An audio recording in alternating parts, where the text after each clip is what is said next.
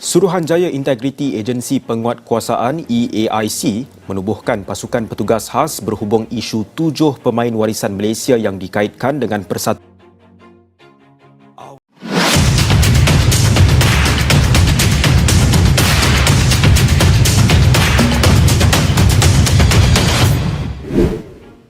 Deretan tersangka skandal kasus naturalisasi diumumkan oleh FIFA. Pengumuman itu, dalam versi rumor yang beredar, tidak dibacakan dengan suara lantang di hadapan kamera, tidak pula disertai daftar nama yang diproyeksikan di layar raksasa. Ia hadir sebagai desas-desus yang menyusup pelan namun mematikan, seolah FIFA memilih cara paling sunyi untuk menyalakan kegaduhan paling besar. Kalimatnya sederhana, dingin, dan tanpa emosi, deretan tersangka skandal naturalisasi diumumkan. Bukan satu, bukan dua, melainkan rangkaian figur yang selama ini berada di balik layar, menggerakkan roda yang tampak mulus di permukaan, namun berderit keras di bagian dalam. Dalam narasi ekstrim ini, FIFA digambarkan tidak lagi tertarik pada pembelaan normatif atau klarifikasi setengah hati. Yang mereka lakukan, menurut cerita, adalah menyusun pola. Bukan mencari kambing hitam, melainkan membaca jejak.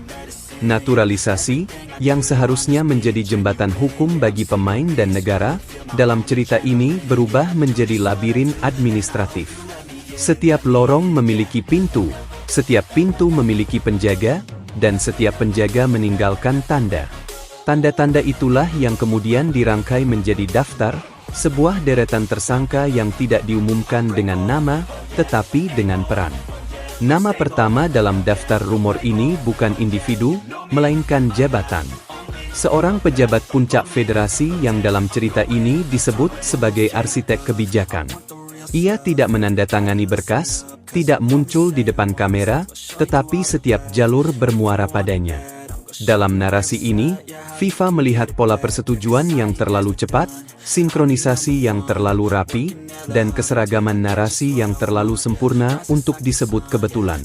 Ia menjadi simbol kekuasaan struktural, sosok yang diyakini tahu lebih banyak daripada yang pernah ia akui. Berikutnya, rumor menyebut kelompok teknis. Mereka yang bertugas menerjemahkan aturan internasional ke dalam praktik lokal. Dalam cerita ini, mereka digambarkan bukan sebagai penjahat, melainkan sebagai operator. Tangan-tangan yang bekerja di bawah tekanan target dan tenggak. Namun justru di sanalah masalah bermula. Setiap interpretasi longgar, setiap pasal yang ditafsirkan ulang, meninggalkan celah. FIFA, dalam versi rumor ini, tidak tertarik pada alasan, hanya pada konsistensi. Dan konsistensi itu, menurut cerita, tidak pernah benar-benar ada. Deretan selanjutnya mengarah ke perantara. Agen, konsultan, atau figur abu-abu yang hidup di antara hukum dan kesempatan. Dalam narasi ini, mereka adalah penghubung dunia, membawa pemain, membawa janji, membawa dokumen. Mereka tahu bahasa hukum, tahu ritme birokrasi, dan tahu titik lemah sistem. FIFA, dalam cerita ini, melihat mereka sebagai simpul. Bukan pusat kekuasaan, tetapi penguat jaringan. Tanpa mereka, proses melambat. Dengan mereka, segalanya terasa terlalu mudah. Rumor kemudian menyentuh area paling sensitif, lembaga pencatat. Mereka yang seharusnya menjadi benteng terakhir. Dalam narasi ini, benteng itu tidak runtuh oleh serangan, melainkan oleh kelelahan dan rutinitas. Tanda tangan menjadi kebiasaan, cap menjadi formalitas, dan verifikasi berubah menjadi checklist. FIFA, dalam cerita ini, menemukan ketidaksinkronan yang tidak bisa dijelaskan hanya dengan kesalahan manusia. Ada pola kelengahan yang berulang, dan pengulangan selalu memicu kecurigaan. Yang membuat narasi ini semakin gelap adalah cara pengumuman digambarkan. Tidak ada nama, tetapi setiap peran cukup jelas bagi mereka yang berada di dalam ekosistem. Seolah FIFA ingin berkata, kami tahu siapa kalian, dan kalian tahu kami tahu. Publik hanya melihat bayangan, namun bayangan itu cukup untuk menimbulkan kepanikan. Media sosial mulai menebak, menekan, dan menyusun daftar versinya sendiri. Dalam hitungan jam, rumor berubah menjadi keyakinan kolektif. Dalam cerita ini, dampaknya terasa lebih cepat daripada sanksi. Klub menjadi defensif, federasi menutup diri, dan pemain mulai merasa masa depan mereka dipertaruhkan oleh kesalahan yang tidak pernah mereka lakukan. Naturalisasi, yang dulu dielu-elukan sebagai solusi, kini dipandang sebagai kutukan. Setiap paspor dipertanyakan, setiap debut dipandang dengan curiga. Sepak bola kehilangan kepolosannya, digantikan oleh paranoia administratif.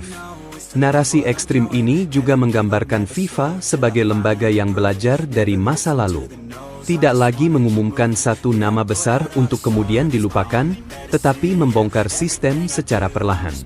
Deretan tersangka dalam cerita ini bukan akhir, melainkan awal. Hari ini diumumkan, besok diperluas. Tidak ada tenggat, tidak ada jaminan. Ketidakpastian dijadikan alat. Bagi sebagian orang, ini terlihat kejam. Bagi yang lain, ini dianggap perlu. Publik, dalam cerita ini, terbelah. Ada yang menuntut transparansi total, ada yang meminta sepak bola diselamatkan dari politik. Namun narasi ini tidak memberi ruang bagi romantisme. Ia memaksa pembaca menerima kenyataan pahit, bahwa dalam dunia sepak bola modern, dokumen bisa lebih menentukan daripada gol. Bahwa kemenangan tanpa legitimasi hanyalah ilusi sementara. Dan bahwa sistem yang rapuh akan selalu melahirkan skandal, cepat atau lambat. Menjelang akhir narasi, deretan tersangka tidak lagi dipahami sebagai daftar orang, melainkan daftar kegagalan. Kegagalan mengawasi, kegagalan menahan ambisi, kegagalan memisahkan prestasi dari jalan pintas. FIFA, dalam cerita ini, hanya menjadi cermin. Yang dipantulkan adalah wajah sepak bola itu sendiri, dengan segala kontradiksi dan komprominya. Tidak ada penutup yang menenangkan. Tidak ada kepastian bahwa semua ini akan berakhir adil. Yang ada hanyalah kesadaran bahwa sekali rumor ini beredar, sepak bola tidak bisa kembali ke titik nol. Kepercayaan telah retak, dan retakan itu akan selalu terlihat, bahkan jika suatu hari diperbaiki. Deretan tersangka skandal naturalisasi yang diumumkan, benar atau tidak, telah mengubah cara publik memandang kemenangan, kebijakan, dan otoritas. Dalam dunia ini, pengumuman paling keras justru datang tanpa suara, dan hukuman paling berat seringkali dijatuhkan oleh opini yang terlanjur percaya.